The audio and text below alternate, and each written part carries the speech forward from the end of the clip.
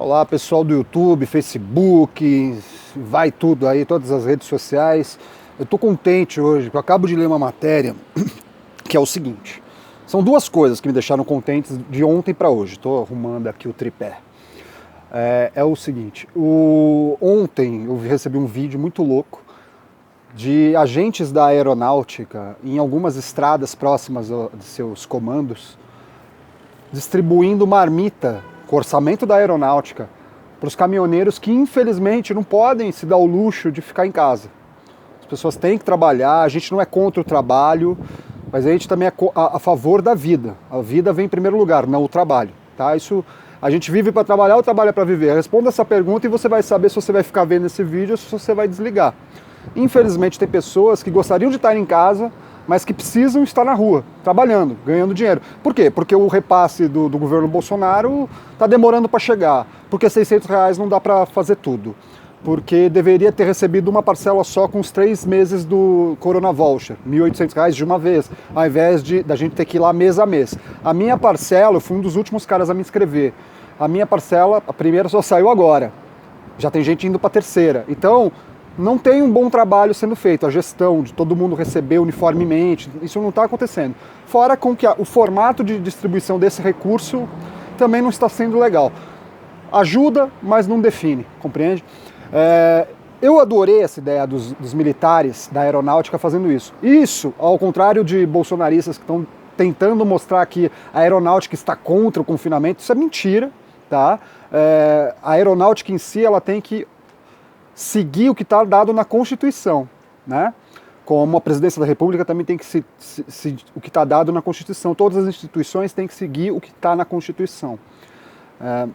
Quando a aeronáutica faz isso, ela está seguindo a regra, mas ela está colocando seus agentes em risco e fazendo o melhor serviço público que eles podem fazer, ajudar as pessoas a conter suas crises. Se não é uma crise militar, vamos usar a guerra deles para dar combate à fome, a caristia, a esse tipo de situação. Então, muito parabéns aí para os brigadeiros que pensaram essa estrutura, todos esses caras aí da aeronáutica, o alto oficialado, a base da aeronáutica distribuindo comidas.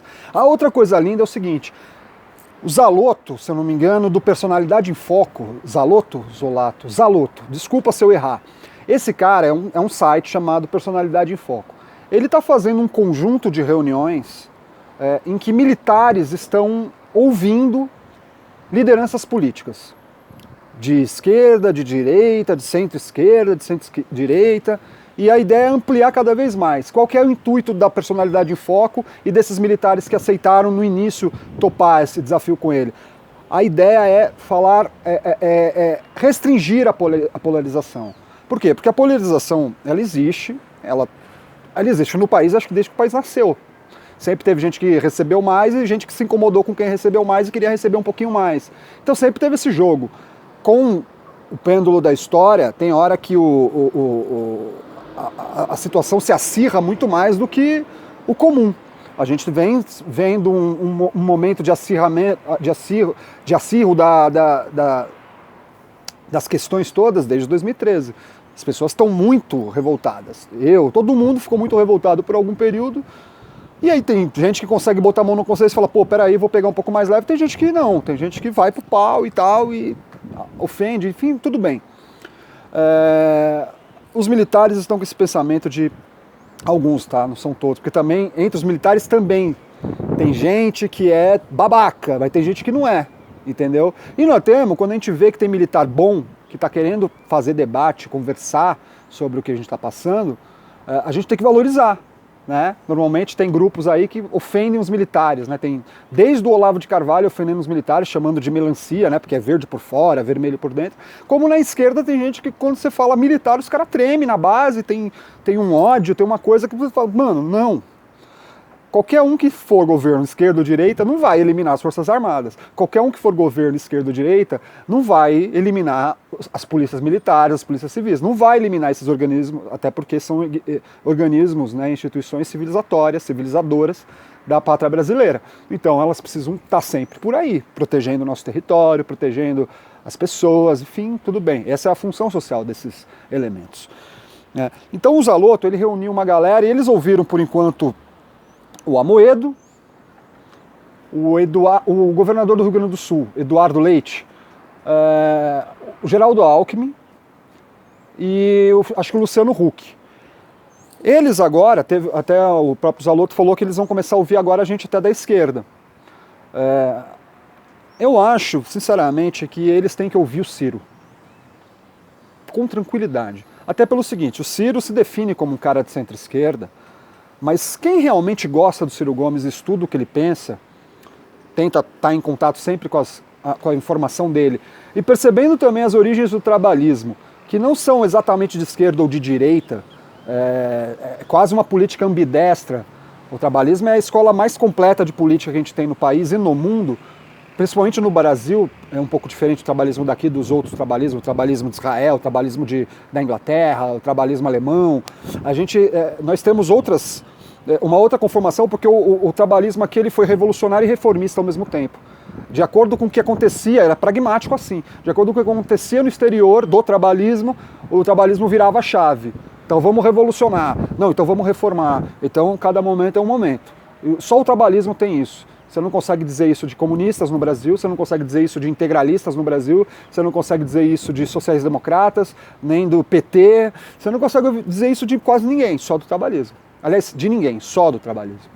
Então, os militares conversarem com Ciro Gomes, que hoje é o expoente máximo da expressão eleitoral trabalhismo, né, o PDT, é muito necessário, não só com ele, também com o presidente Carlos Lupe. Se a gente conseguisse realmente, eu sempre defendi isso, que a gente conversasse com os militares exaustivamente. Eles não são nossos inimigos. Eles vão trabalhar com a gente. A gente tem que ganhar as eleições para eles trabalharem junto com a gente, em prol da nação, em prol da sociedade brasileira.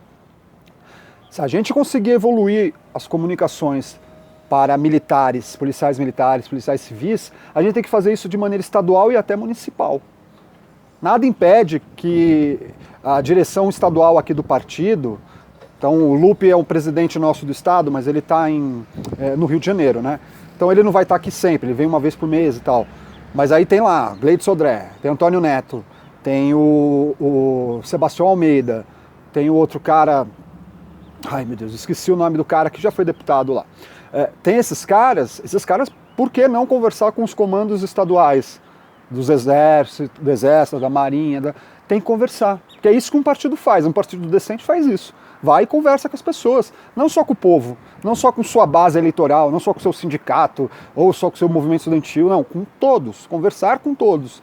Somos partido da sociedade, somos uma parte, conversando com todas as outras partes, tem que acontecer, senão não tem república, senão não tem empatia, senão não tem dialética, não tem dialética, senão não tem nada.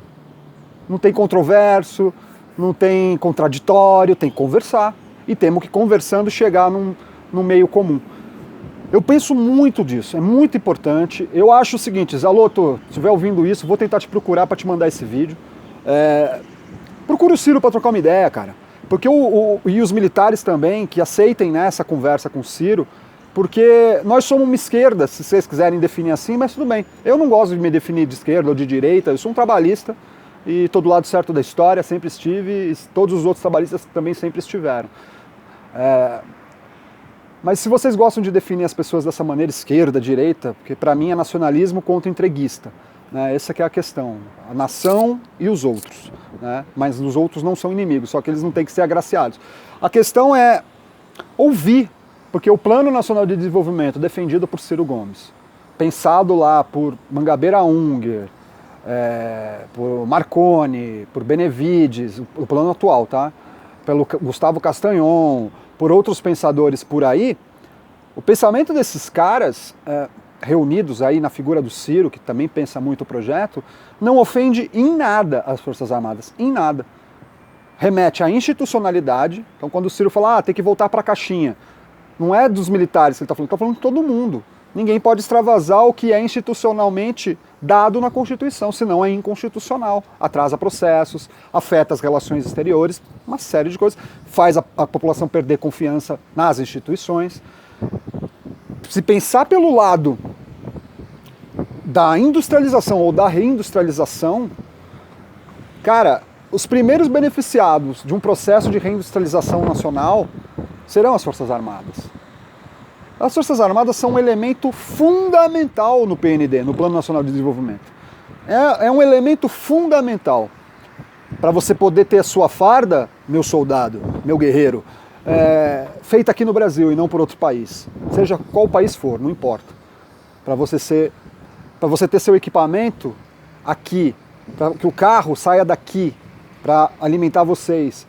Se a gente não tem a tecnologia aqui, a gente busca lá fora quem venda com extensão da tecnologia, para a gente montar o negócio aqui. Eles vêm, observam, ajudam, são pagos por isso, vão embora, a tecnologia fica, a gente desenvolve a partir disso. A gente precisa de um plano nacional. As Forças Armadas, que também são guardiãs dessa nação, não são a única, mas também são, né, vão ser beneficiadas. Por conseguinte, isso vai gerar emprego. O povo é beneficiado. Por conseguinte, isso vai ajudar o mercado é beneficiado. As trocas comerciais econômicas nossas aqui, ó, as trocas, vão incrementar a economia local, regional, nacional. E depois disso, faremos com os nossos excedentes as vendas para o exterior, no que eles precisarem, no que a gente tem de bom, no talento, agronegócio, tudo. O que a gente não pode deixar é que só usurpem essa nação. É só que parasitem essa nação. Eles vão parasitar, faz parte do negócio. O que a gente não pode é deixar parasitar.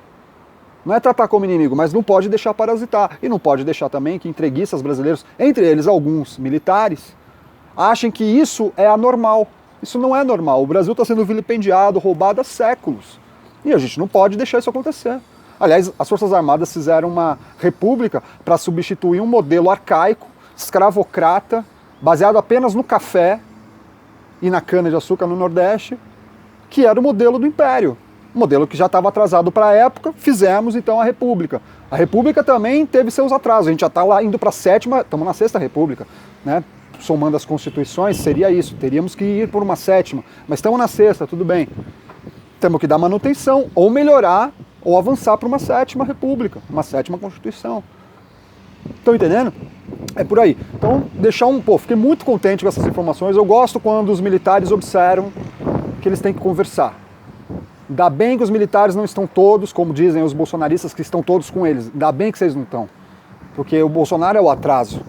Vocês podem não manifestar essa opinião, mas eu sei que muitos de vocês têm essa opinião. O cara é incontrolável, mal educado, maldoso, mal intencionado. E é um vendilhão da pátria também, um usurpador desses aí. E a gente não precisa disso, a gente precisa ter alguém aqui decente. Então conversem com o Ciro Gomes, ele não é o típico esquerdista, mas conversem também com os outros esquerdistas. Conversa com o Boulos, com o Lula, enfim, vai pra lá. Mas conversa com o nosso pessoal, troca uma ideia, liga pro Ciro.